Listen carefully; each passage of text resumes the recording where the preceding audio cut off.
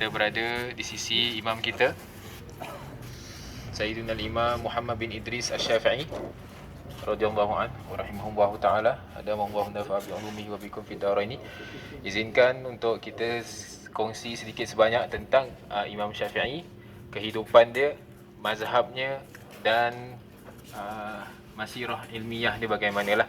Al-Imam Asy-Syafi'i nama penuhnya adalah Muhammad bin Idris bin Al-Abbas bin Uthman bin Syafi' bin Sa'id bin Ubaid bin Abdul Yazid bin Hashim bin Abdul Muttalib bin Abdul Manaf.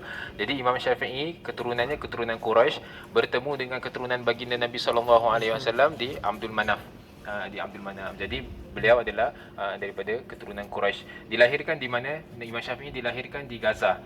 Specifically dekat Asqalan, Jadi tahun kelahiran Imam Syafi'i adalah 150 Hijrah. Jadi ni sebelum lagi Imam Tahawi, sebelum Imam Muzani lah kan. 150 Hijrah, tahun yang wafatnya Imam Abu Hanifah. Nu'man.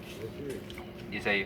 Jadi tahun fasa-fasa kehidupan Imam Syafi'i, kalau kita nak khulasahkan kehidupan Imam Syafi'i hidup ada 5 fasa. Okay, kita cuba hafal lah sekarang sebab kita lah paling berhak untuk tahu tentang imam kita sendiri. Imam Syafi'i ada 5 fasa dalam kehidupan dia. Fasa pertama, fasa di Palestin. Fasa kedua, fasa di Mekah. Fasa ketiga, fasa di Madinah. Fasa keempat di Yaman. Fasa kelima di Iraq.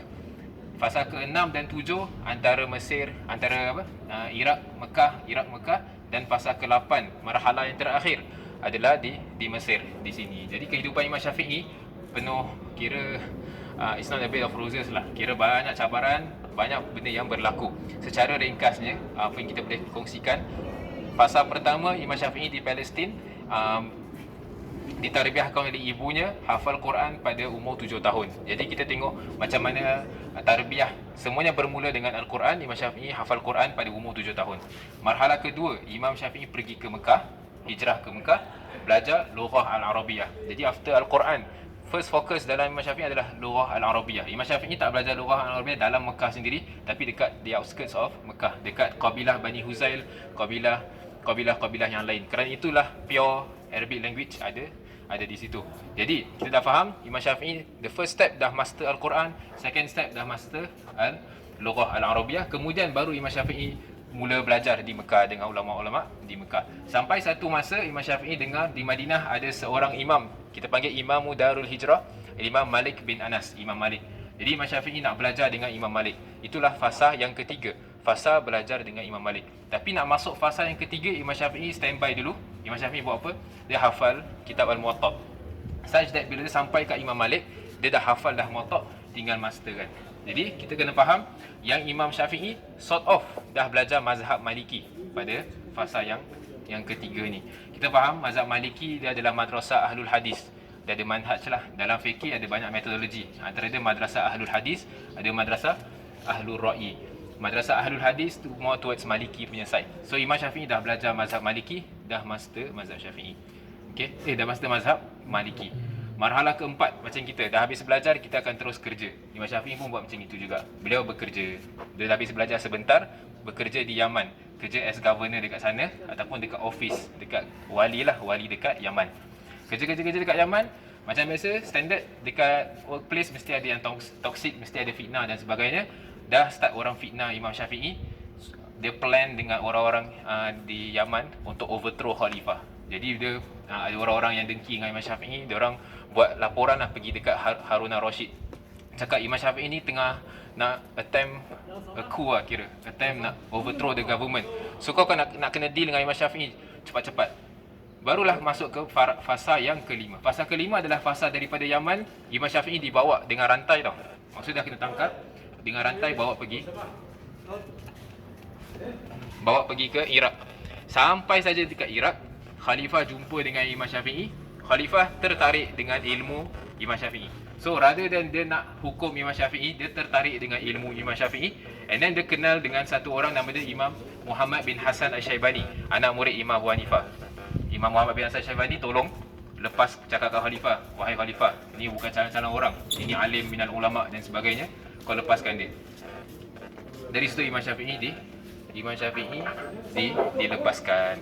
Jadi zahirnya fitnah, orang fitnah nak jatuhkan Imam Syafi'i, tapi hikmah dia Allah Ta'ala nak sampaikan Imam Syafi'i ke tempat yang lain.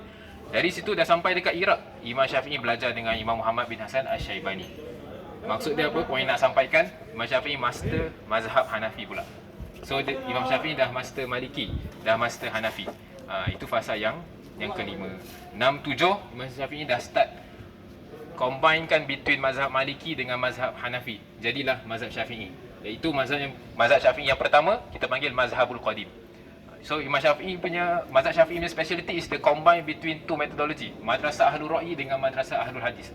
Jadi Imam Syafi'i ulang balik pergi Mekah, Iraq, Mekah, Baghdad untuk spread mazhab al-qadim. Macam gitu. Sampailah orang cakap kat Imam Syafi'i, cuba kau pergi ke Mesir. Di sana orang dah lain, wakil dah berbeza, cuba kau pergi ke sana. Imam Syafi'i sampailah ke Mesir. Ini fasa yang terakhir. Sampai di Mesir, Imam Syafi'i asaskan mazhab yang baru, iaitu mazhab al-jadid. Ada banyaklah. Kat Mesir lah Imam Syafi'i jumpa dalil-dalil baru yang tak pernah dijumpa dekat Baghdad dan Mekah.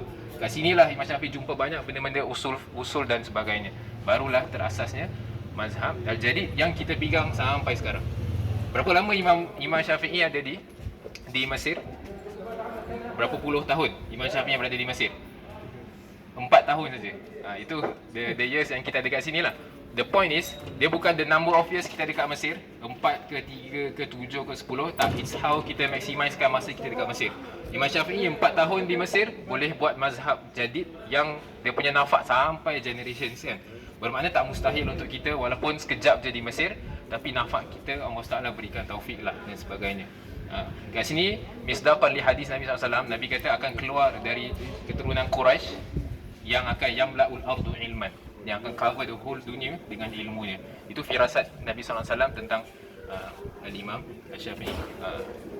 Pesanan Imam Syafi'i pada akhir hayatnya, Imam Syafi'i sakit buasir, darahnya keluar dari bawah. Tapi walaupun tengah sakit buasir, Imam Syafi'i teruskan buat dars ni. Jadi Imam Syafi'i duduk di atas kerusi. Di kerusi tu dibuatkan lubang, jadi darahnya boleh mengalir di bawah. Kira tak nak stop darsnya. Dia teruskan walaupun dengan darah yang mengalir. Imam Syafi'i selalu sebutlah, uhibbus salihina wa lastu minhum la'alli an anala bihim syafa'ah wa akrahu man tijaratuhu al-ma'asi walau kunna sawa'an fil bid'ah. Imam Syafi'i kata, aku cinta orang soleh tapi aku bukan daripada mereka. Ini tawaduk Imam Syafi'i lah. La'alli an anala bihim syafa'ah. Moga-mogalah dengan keberkatan orang solehin kita dapat syafa'ah dekat situ. Jadi kalau nak tengok nasihat Imam Syafi'i banyak, kita boleh baca kitab-kitabnya, kita boleh mendalami lagi lah. Selepas ini kita punya lens kita terhadap Imam Syafi'i dah totally different sekarang. Every fasa of Imam Syafi'i life ada something yang kita boleh relate dengan kita punya life. Kita cuba applykan lah. Wallahu a'lam bissawab. Afwan ala tatwil. Semoga Allah Taala berikan taufik untuk kita semua. Ala hadhihi niyyah wa kulli niyatin salihah. Al-Fatihah. ربنا اغفر لنا ذنوبنا ولوالدينا وارحمهم كما ربونا صغارا ربنا آتنا في الدنيا حسنة وفي الآخرة حسنة وقنا عذاب النار اللهم اختم لنا بحسن الخاتمة ولا تختم علينا يا الله بسوء الخاتمة وصلى الله على سيدنا محمد وعلى آله وصحبه وسلم والحمد لله رب العالمين. Pada zamannya bila dia nampak orang semua dah istidlal mengikut hawa nafsu sendiri, Imam Syafi'i tulis kitab Risalah, iaitu Risalah, the first book dalam usulul fiqh. Imam Syafi'i tulis all the guidelines untuk istinbat yang sahih. Kita boleh relate dengan zaman kita sekarang where semua orang akan cakap apa yang mereka nak. Semua akan based on mereka punya ra'yu. Semua mojuk dengan ra'yu masing-masing, dengan slogan freedom of speech, freedom of expression, freedom of everything. Imam Syafi'i letakkan that rooftop. Kau cakap freedom macam mana pun mesti ada rooftop, mesti ada saqf, and to that extent tak boleh go further than saqf kan. So kita nak kena establish that foundation, kena establishkan that rooftop, and then kita boleh berbual. Kalau semua cakap freedom, takkan ada universal value, tak ada compass, so tak boleh. So itu yang Imam Syafi'i letak kitab Risalah untuk bilang, kau nak istidlal dari Quran, macam gini cara dia. Quran adalah dalil, sunnah dalil, ijma' dalil, qiyas dalil, qaul sahabat dan sebagainya. This guideline ikut, then kau boleh cakap nak freedom of apa-apa dan sebagainya.